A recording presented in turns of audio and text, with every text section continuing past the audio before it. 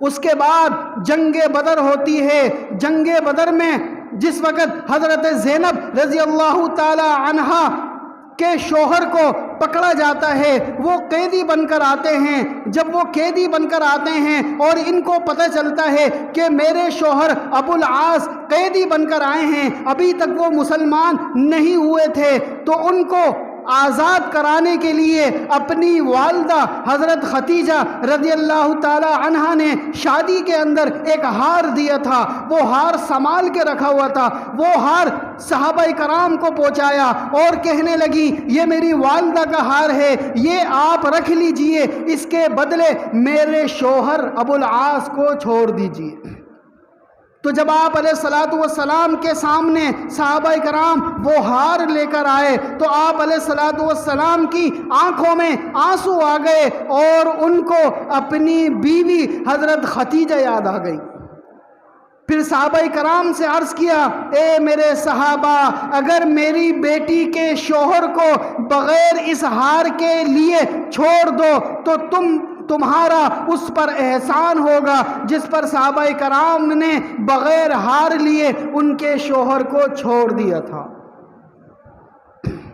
اس کے بعد حضرت رقیہ رضی اللہ تعالی عنہا، جنگ بدر کا موقع ہے، حضرت عثمان رضی اللہ تعالی عنہ کی بیوی ہیں، حضرت عثمان بن عفان رضی اللہ تعالی عنہ کی بیوی ہیں، اچانک بیمار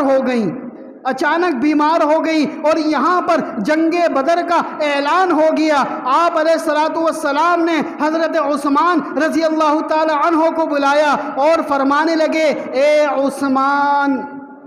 عثمان رقیہ کا خیال رکھنا، اے عثمان رقیہ کا خیال رکھنا۔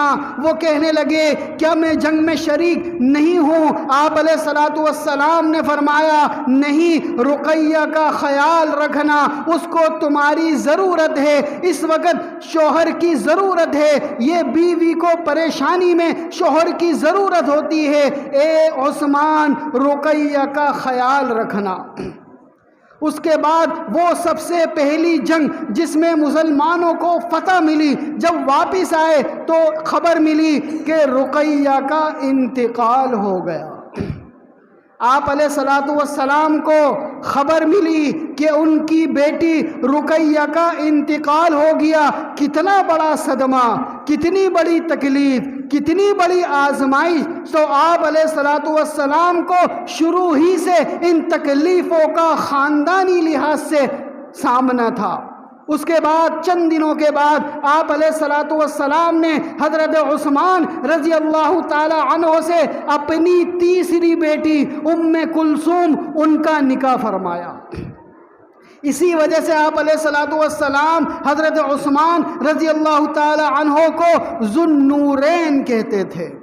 ذو النورین یعنی دو بیٹیاں، آپ علیہ الصلوۃ والسلام کی دو بیٹیاں حضرت عثمان رضی اللہ تعالی عنہ کے نکاح میں تھیں۔